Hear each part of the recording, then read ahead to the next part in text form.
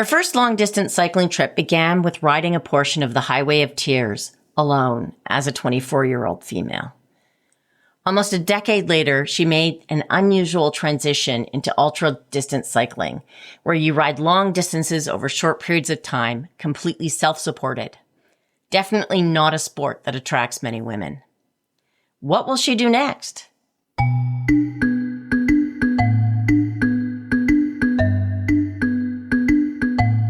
Welcome to Definitely Not Famous, More Extra Than Ordinary. I'm Rebecca Hogue, your show host.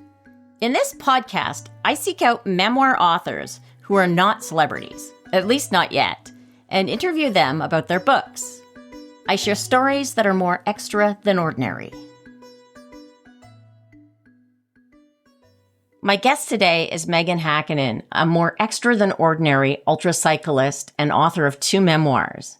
South Away, where she and her sister discover the joys of cycle touring, and Shifting Gears, where she introduces us to a crazy bike race across the United States. Her writing takes you along with her, not just pedaling, but experiencing these adventures from a woman's perspective. Traveling with her sister, 2 women in their early 20s, Meaghan felt both out of place and sometimes scared. But the vulnerability of 2 women also allowed for more invitations from complete strangers. She reflects on how women's stories of adventure are often different than men's stories. Just as cycle touring as a woman is different, so is the experience of competing in ultra-distance cycling. There are lots of stories out there written by men.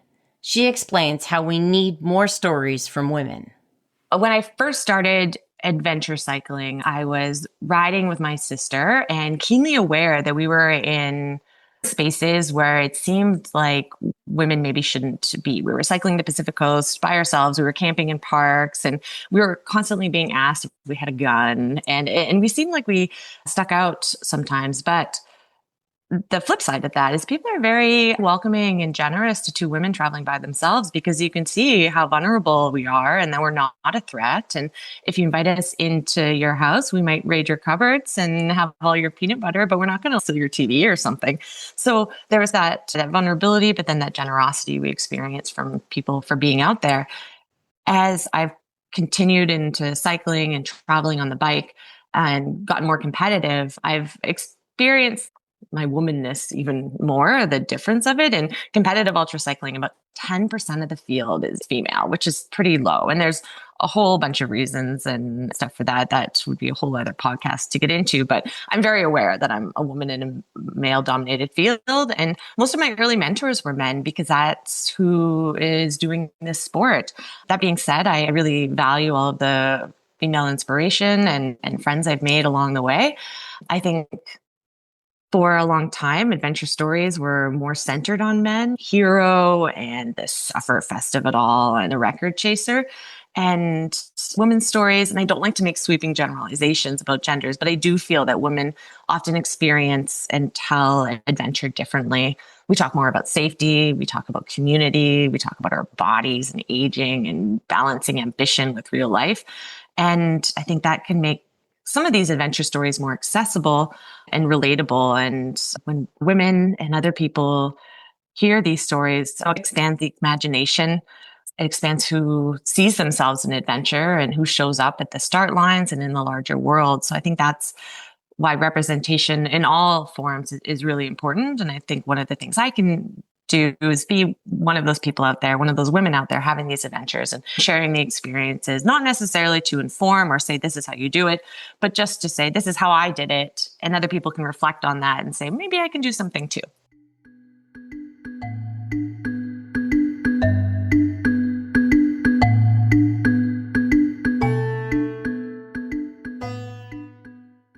Meaghan began her first adventure cycling alone along a section of the Highway of Tears between Terrace and Prince Rupert, part of Highway 16 where many Indigenous women have gone missing or been murdered. But she didn't feel that vulnerable because she wasn't in the target demographic. She wasn't a young Indigenous woman. Still, she was a young woman traveling alone along a stretch of highway that was known to be risky. I was living in Terrace in the summer of 2009 after I graduated. And I was working at a museum for the summer and kind of dipping my feet into longer rides and preparing for this big trip. So I was riding with the Women's Road Cycling Club. And I think the living in Terrace on the Highway of Tears, there's a couple of billboards, and I'm not sure if they're still there, but coming into and out of town. And one of them said something like, girls don't hitch alone or don't hitchhike. And it showed the back of a woman's head with all of these crosses down the highway. And I was like, what does this mean? I wasn't really familiar with it. And working at the museum and talking to people, I learned more about all of these horrific disappearances of mostly Indigenous women that had taken place along this stretch of highway. Is Highway 16 in British Columbia's north. And it was scary, but it was really angering for me, I think. And I didn't feel that vulnerable. I felt a bit, but knowing that I wasn't part of the demographic that was being targeted emboldened me. It didn't help my mom though. She was pretty scared on my behalf, as you are as a mother for sure. But I felt that when I started my first big bike trip, the first segment was cycling from Terrace to Prince Rupert on the Highway of Tears. And I felt like in some ways I was doing it as the act of resistance or refusal to be afraid. And I think that is somewhat misguided because I am not being targeted for these acts of violence, but maybe there's some intersectionality there. And I saw myself as a woman, but I'm also not an Indigenous woman. So things are different for me and I have that privilege. But there was moments when I was cycling along there where I thought I wouldn't get to Prince Rupert in time and it's going to get dark and I'm going to be stuck on this highway and miss my ferry and have to find a place to camp in the woods. And that definitely scared me a bit. My journey in South Away in my first book, I reflect a lot on what it means to be a woman traveler and what it means to be a white woman and how that's different than a woman from different backgrounds who face more challenges.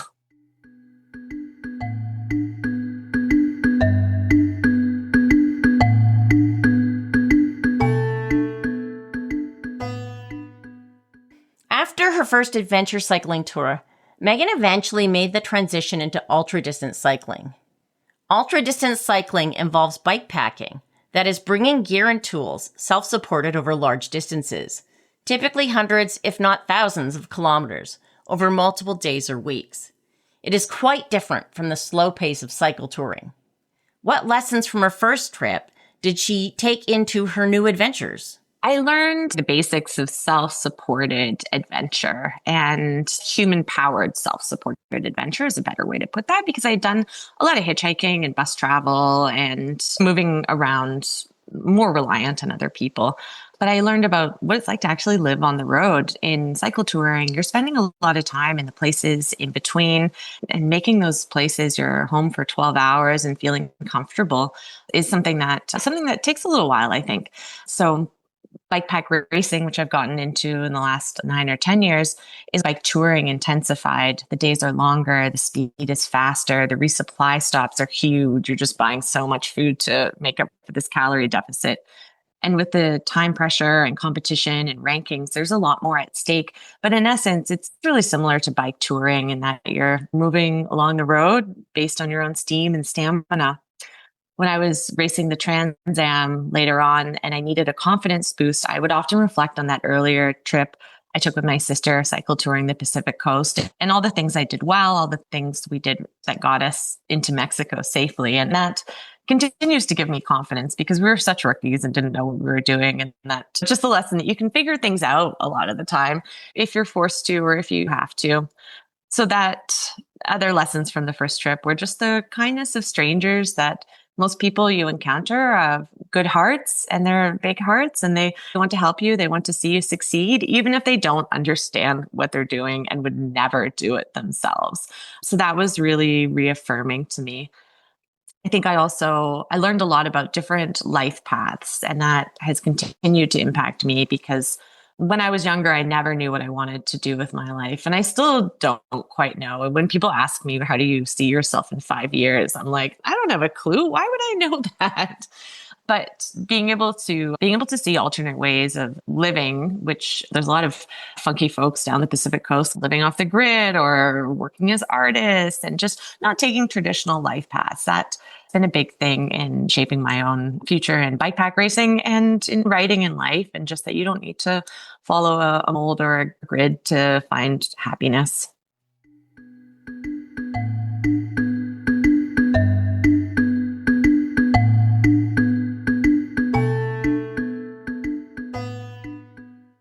The transition from bike touring into ultra-distance cycling isn't one that most people make. In Meaghan's case, she first took up competitive roller derby. Schwarzenegger was her derby name.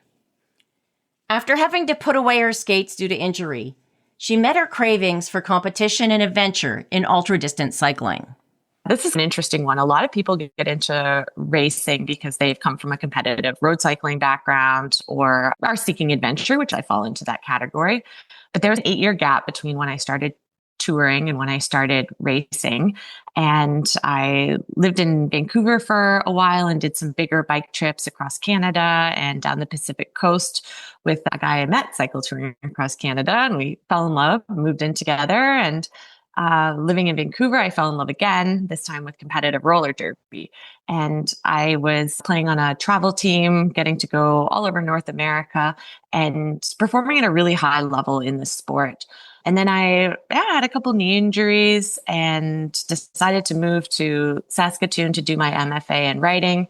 Me and my partner broke up. I had another low point when I was post-surgery and trying to figure out what I was going to do next because contact sports were obviously out. And I learned about this strange sport called randonneur cycling, where people do long distances between 2 and 1,200 kilometers in a single ride. And I thought, that could be something I could get into. It sounds gentle in the knees.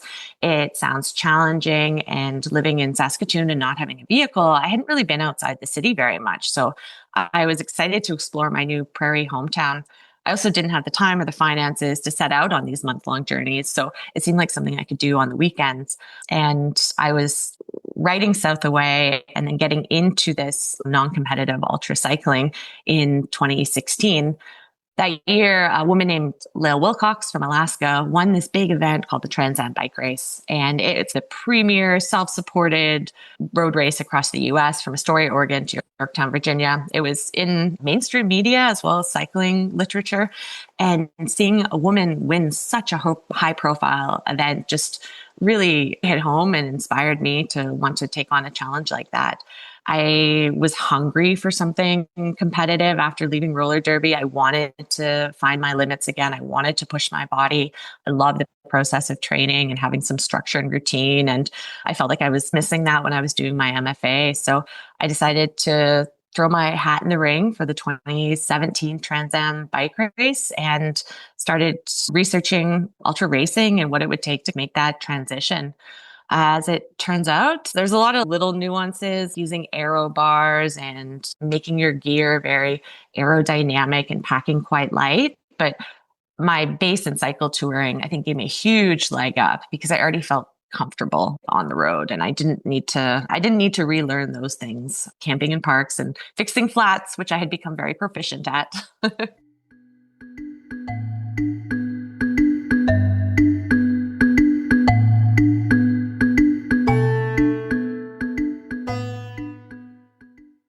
In 2024, Meaghan did the Tour Divide, a bike packing race that starts in Banff, Alberta, and goes all the way to Antelope Wells, New Mexico, crossing the Continental Divide 30 times. She recounts racing through storms, pushing through exhaustion, and navigating the infamous peanut butter mud of the Great Basin. She not only completed the race, she won it. It's really beautiful. It's so amazing. Actually, I'm going back to race it again this year to try and better my time. It's a 4,400 kilometer race. There's a lot of highs and lows. Generalizing, the mountain peaks, geographic highs were often my highs. I loved getting to the top of a summit after effort of getting up there and just feeling that click of finally the terrain flattening out and the views opening up. One of my highlights from that race was doing a section called the Great Basin. This is an area in Wyoming that is on the Continental Divide where the water flows east to the Atlantic, west to the Pacific, but it's this flat area where the water doesn't go anywhere. And it's this high altitude desert, very remote, and the weather comes rolling in and there's always a headwind and there's no water. And so it's this maybe like 150, 200 kilometer stretch that is pretty foreboding. And I'd heard horror stories about it. I was riding into it in the morning and feeling really hot, so excited about hopefully getting a good weather window. And then a storm rolled in as I reached the last resupply town, Atlantic City. There's maybe 150 people there. And I was stopped in my tracks by this terrible weather system, thunder, lightning. Worse than that, the road turns to peanut butter mud. So it becomes impassable at that point. So I had to hunker down in the restaurant for a bit and kind of reevaluate my plans. And I was really frustrated at first and kind of pivoted to what's the next best thing I can do. And that was finding a place to sleep for a bit because you're always sleep deprived in these ultras. So I headed out again after the rain stopped around 7, 8 p.m. And I rode the entire basin at night under a full moon with lightning striking in the distance. And it was just really beautiful and memorable because I felt like I was flying on the grace of the universe, that the storm clouds could roll back in at any moment. I could see storms in the distance. And here I was floating through things. And it was just whimsical and magical. I could only see what was ahead of me in my bike light. Didn't see many other people out there. A couple of cycle tourists camped off in the distance here and there. And I felt like it was a real high for me being able to navigate this challenging stretch and under, I guess it wasn't challenging conditions at the time, but to kind of mentally get over the frustration of not getting what I wanted. And then being able to do it under the full moon was pretty exciting. Around 3 a.m., I saw another cyclist sleeping next to the road. And I got really excited about passing him because it pushed me into fourth place overall, which was almost a podium position. And I was reinvigorated and ready to go all night. And then my tires just skidded to a stop. And I realized that I had hit the peanut butter mud, some road that didn't harden after the rainfall. And that's why he was sleeping next to the road because he had hit that. And so again, I was like, okay, things aren't going quite according to plan here. And I tried to walk in it. My shoes got gunked up. I could see my derailleur was at risk because of all the tires collecting all the mud collecting in my tires. And I just pulled over and bivvied down and slept for, a few hours. And the sun came out, hardened the road again. And I got back up and moving. But yeah, that section felt like I was just really living my dream. And sometimes things don't go according to your plans, but it's still my dream to have this adventure. And I guess that's exactly what makes it an adventure, is not knowing what the next turn holds and just absolutely like in my element the whole time.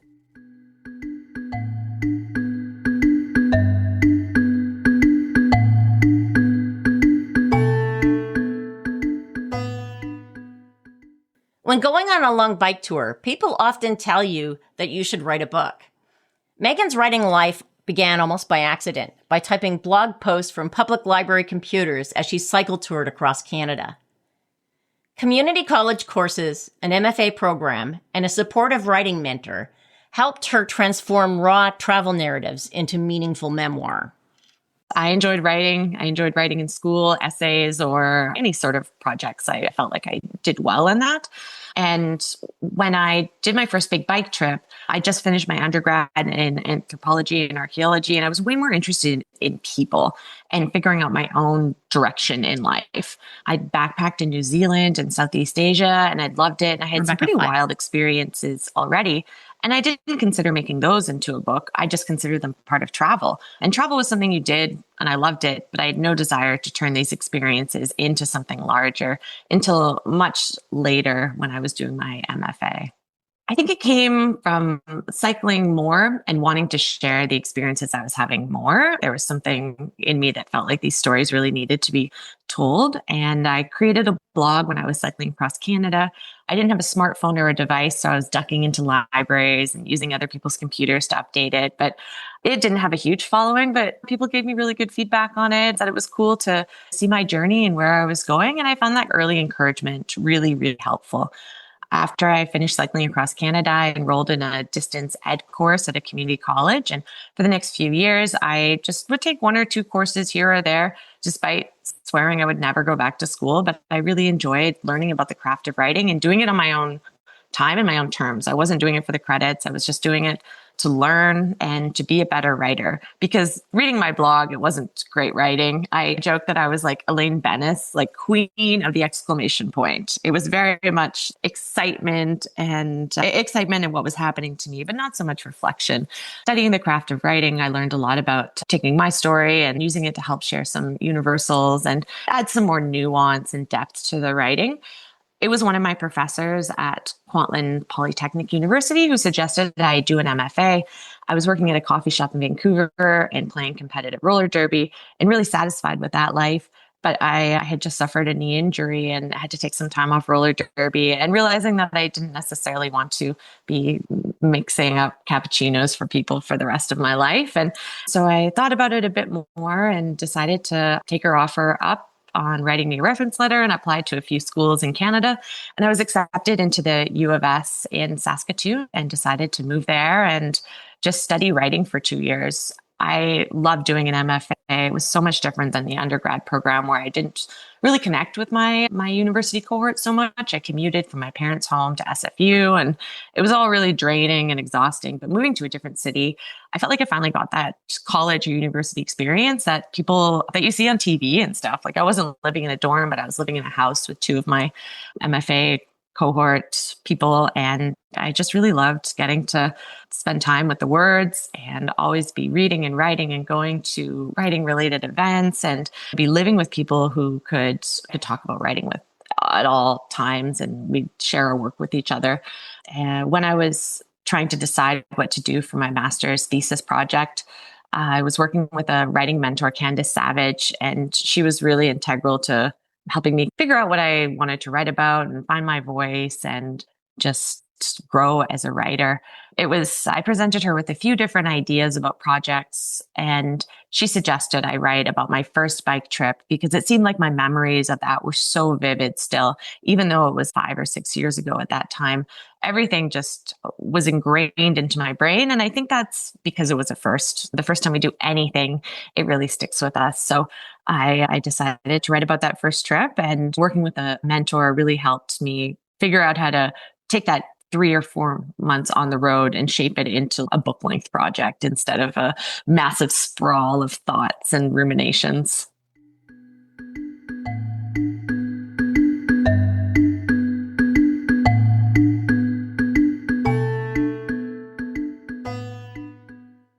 For her second book, Meaghan wrote about her experience riding the Trans Am bike race, an ultra-distance cycling race across the northern United States. How did she take notes or capture details from the trip when her focus is on getting to the destination as fast as possible? What strategies did she use to recall the experience to allow her to write about it? The challenging part about ultra cycling is that all of your energy goes into forward progress as fast as possible. So there's not really time to do a lot of note taking or documentation. I try and snap a few photos here and there. And I use voice memos and I send voice notes to people, and that becomes a really useful resource. And I think hearing the own emotion in my voice can be helpful in viscerally bringing me back there. I also use Google Maps to look at some of the roads if they're on Google Maps, and that can help jog memories. And looking at my own images as well as other people's photos on social media and YouTube, that can be really useful as well to bringing me back there. It's definitely a challenge. I just got back from a 7-week bikepacking trip in the southern states, California, and Baja California in Mexico. And I journaled every night before bed for about a half hour. And I feel like that was useful for me just to process what was happening and have everything sink in. But it will be really useful for any writing projects that come out of it because I have the in the moment thoughts that come out. I don't document racing as well as I could, but I trust that the experiences that I feel are important will stay with me. And as we were talking earlier, a book is pretty short, actually. So being able to really know where to hone in can be useful. The other thing that's useful for me is talking to people after the fact. So the first trip I did with my sister, and we had a lot of conversations that helped jog my memory, and not necessarily things that we disagreed about where she corrected me, but little details that I maybe just forgot about. There was one guy we stayed with who wore 90s dad sweaters from Full House. And I completely forgot that detail. And she just brought it up. And I was like, oh my gosh, she totally did. I'm going to include that in my book. So being in touch with some of the other cyclists that do these events has been really useful to me to just talk with them about what it's like being out there, and either my experience aligns with theirs or contrasts. And I think both of those things can be interesting because they're places where there's probably a story to tell.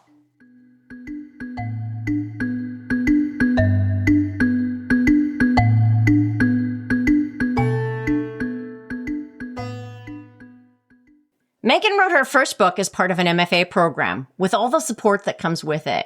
She found her second book more challenging, as she had to create her own network of support.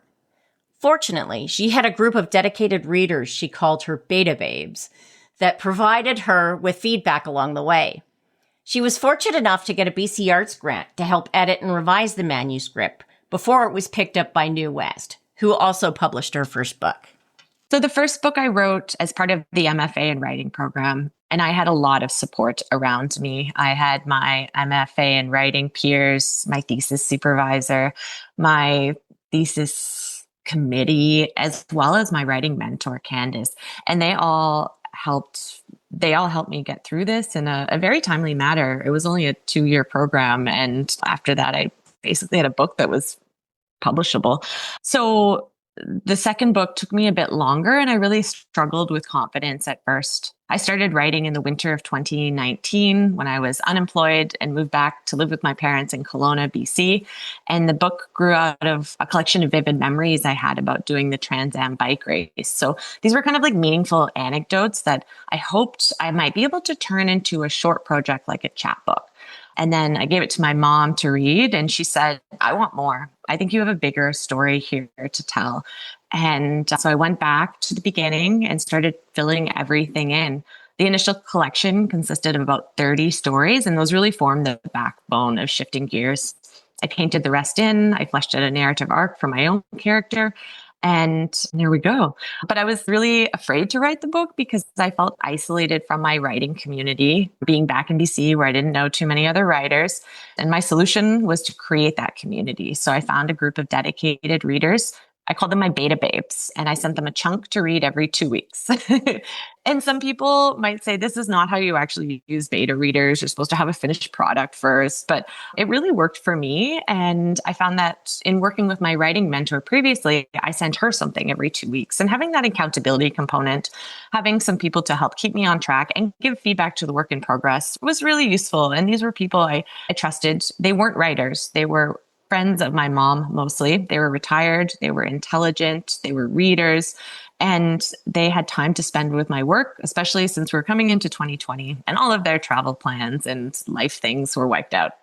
So they could live vicariously through me. I gave them some questions and things to consider when reading my work, and I said they could give me feedback in whatever way worked for them. So someone called me up and have a little chat with me. Other people used track changes. Some gave me very minimal feedback, but it was useful. They would text me and say, I love this. Like, you got to do more of this. Or I don't like the inclusion of Arnold Schwarzenegger at all. I think it's really cheesy. And I'd be like, okay, point noted. He's staying. But as I wrote, I really felt like a rhythm starting to develop, and my confidence came back to me. And that was really reassuring to feel. After I'd finished writing, I guess when I was close to finishing my first draft, I applied for and received a BC Arts grant to edit and revise the manuscript. And that was a huge blessing. It allowed me to spend a summer working on the project in 2021 before sending it off to New West Press, who published my first book, to see if they'd be interested in it. The editor who I'd worked with previously, Anne Nothoff, was still there. And she basically told the managing editor that they better pick up this book before someone else did. And God bless her, they did. And that's how things came to be.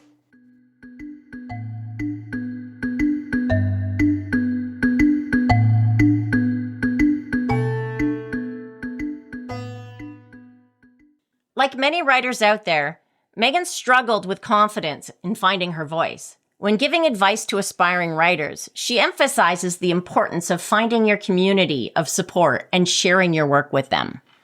First of all, I've struggled a lot with confidence and finding my voice. And when I'm in regular communication with the page, those things start to feel natural and the story almost tells itself.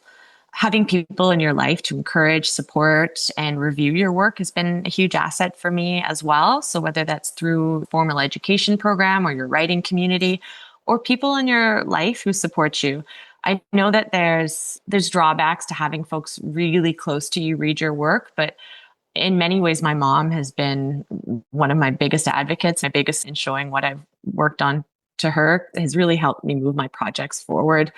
I think that write and share your story. So part of writing is being in community. We're no longer just people sitting in our basements writing the next great novel. We are people out in the world doing other things as well. And even if you don't have a polished piece, sharing your story among friends and at open mics and in writing groups is important. It's a chance to hear your words out loud, and it has the potential to impact others. I feel sometimes the goal of getting published can overshadow some of the other really important, meaningful parts of writing. And stories are how we connect with each other. And if you've thought deeply about something and you've written it down, I really encourage people to share it and feel the magic that it can bring to your community. And obviously, we need to protect our creative assets, and publishers often look for unpublished writing, especially literary journals. But I think there's always a way to give others a taste of what we're working on if we're ready to. And that can be such a beautiful thing in and of itself.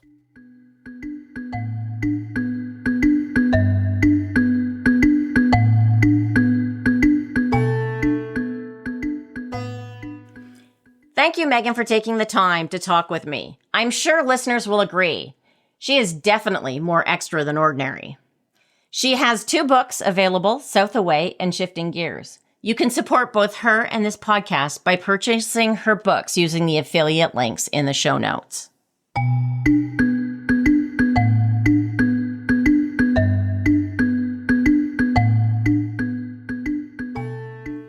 Thanks for listening to Definitely Not Famous, More Extra Than Ordinary. This podcast is brought to you by me, Rebecca J. Hogue, the host and the producer. To support the show, please consider becoming a patron of my art using the Patreon link in the show notes. Alternatively, you can purchase the books using the affiliate links also located in the show notes. You can learn more about the podcast on the website, definitely notfamous.com.